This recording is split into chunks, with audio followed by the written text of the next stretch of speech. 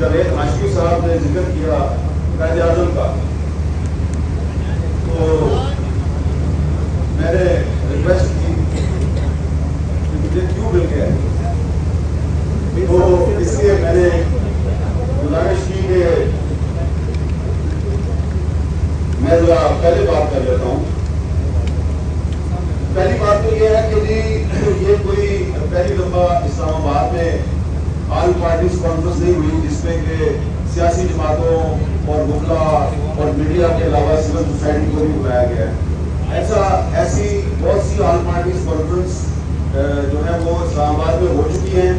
میں بہت زیادہ ماضی میں نہیں جاؤں گا، ماضی قریب میں مجھے یاد ہے کہ یہاں پہ جو بہت سے زوما تشریف فرما ہیں، ان میں سے کئی زوما 2016 میں تو بی ایم پی کی ایک آل پارٹیز کانفرنس ہوئی تھی، اس میں موجود تھے۔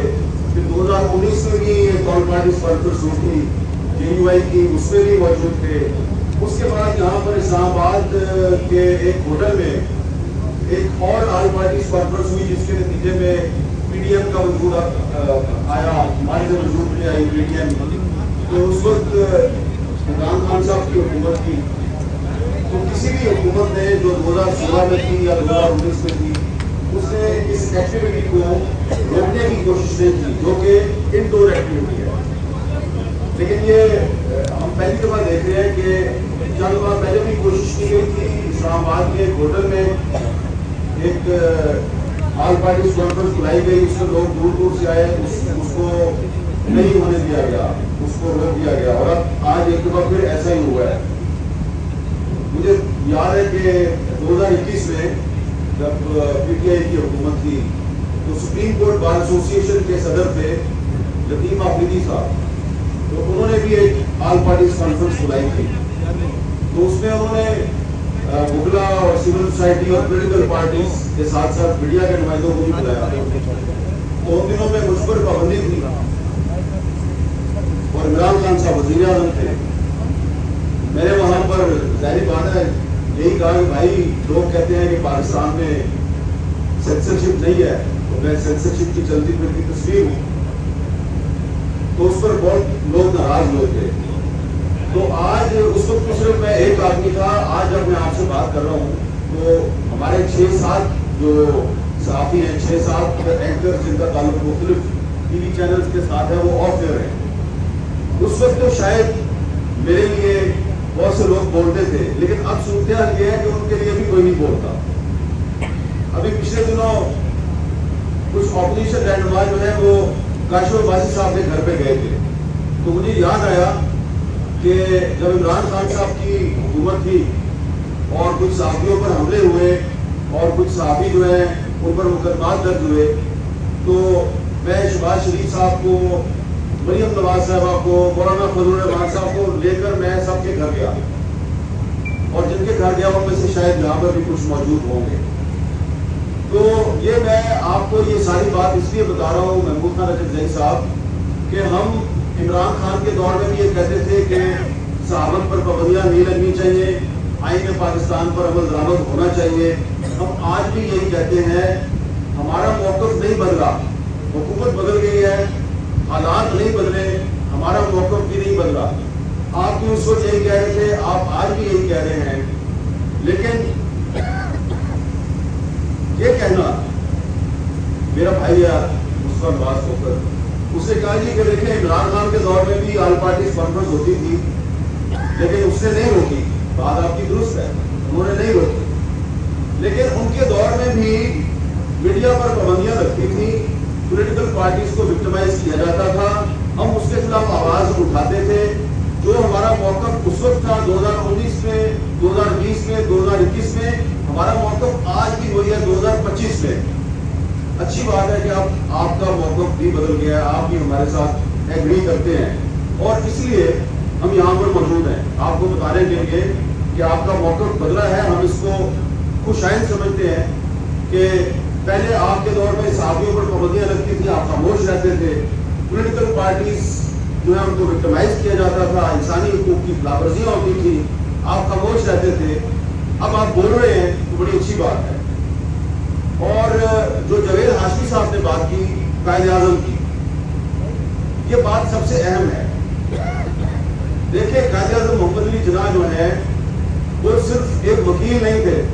بہت سے لوگ نہیں جانتے, باقاعدہ اس پر ایک نہیں 2 کتابیں موجود ہیں. قائد اعظم محمد علی جناح ایز اے جج, وہ جج بھی رہے, انہوں نے بطور جج بھی کام کیا, اور جو بطور جج ان کے فیصلے ہیں وہ اویلیبل ہیں, کتابی صورت میں موجود ہے.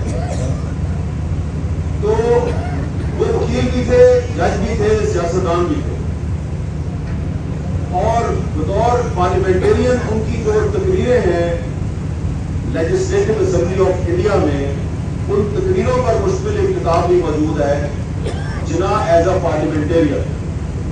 جتنی بھی باتیں ابھی محمود خان نجف صاحب نے اور جاوید ہاشمی صاحب نے کی ہیں, یہ باتیں صحیح ہیں یا غلط؟ ظاہری بات ہے حکومت کے بھی غلط باتیں ہیں. تو میں ان کو ریکویسٹ کروں گا کہ 2 کتابیں نکال لیں آپ, قائد اعظم محمد علی جناح ایز اے جج, قائد اعظم محمد Ali Jinnah as a parliamentarian. دونوں کتابیں سامنے رکھیں, اور پھر یہاں پر جو باتیں ہو رہی ہیں ان کو سامنے رکھیں, اور آپ فیصلہ کر لیں کہ کون صحیح ہے کون غلط ہے.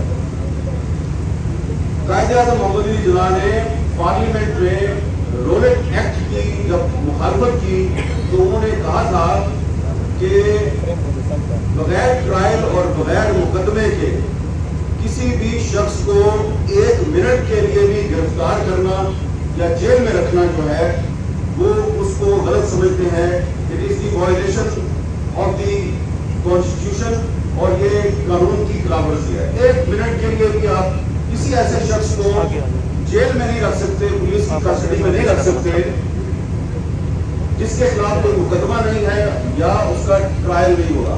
جوڈیشل ٹرائل کا لفظ انہوں نے استعمال کیا. اب آپ مجھے بتائیں کہ اس وقت جو ہماری عدالتیں ہیں ان کے پاس ایسے کئی مقدمات ہیں کہ جس میں جو ملزم ہے وہ پولیس کی کسٹڈی میں ہے, اس کے خلاف مقدمہ ہی نہیں ہے یا اس کو لاپتہ کیا ہوا ہے. بندہ گرفتار پہلے ہوتا ہے, اس کے خلاف مقدمہ بعد میں قائم ہوتا ہے. تو وہی قائد اعظم جو ہے انہوں نے جو پریس ایکٹ آف انڈیا تھا اس کے خلاف بھی تقریر کی. نہ صرف یہ کیا بلکہ 124A سیڈیشن, بغاوت, اس کے تحت کچھ صحافی ہیں ان پر مقدمات درج کیے انگریز سرکار نے, وہ ان کے وکیل بن گئے اور ان کی وکالت کی. اب وہی جو 124A ہے اس کے تحت آج کے پاکستان میں بھی ابھی تک مقدمے درج ہوئے تھے.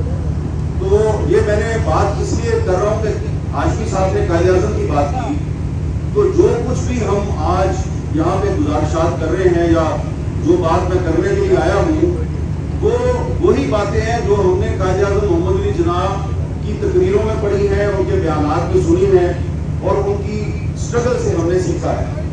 کوئی بھی بات جو ہے وہ 1973 کے آئین کے خلاف نہیں ہے. بات یہاں پہ یہ ہو رہی ہے کہ ہم نے آئین کا تحفظ کرنا ہے. تو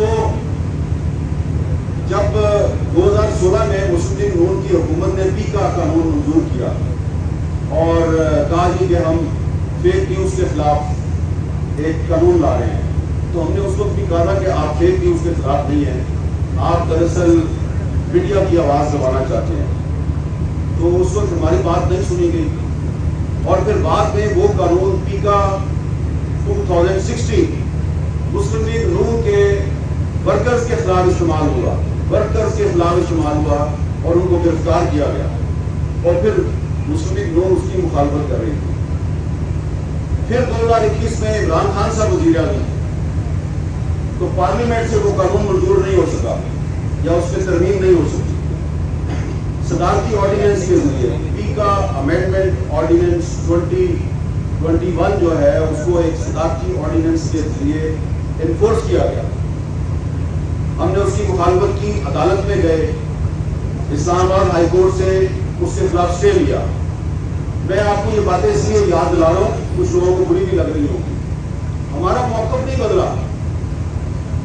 2016 میں بھی پیکا کے خلاف تھے, 2021 میں جب پی ٹی آئی کی حکومت تھی اسد قیصر صاحب, ہم اس وقت بھی خلاف تھے. آپ اسپیکر قومی اسمبلی تھے, ہم پریس گیلری سے واک آؤٹ کرتے تھے.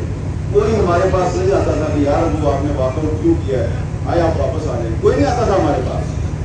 اب جب 2025 میں اس حکومت نے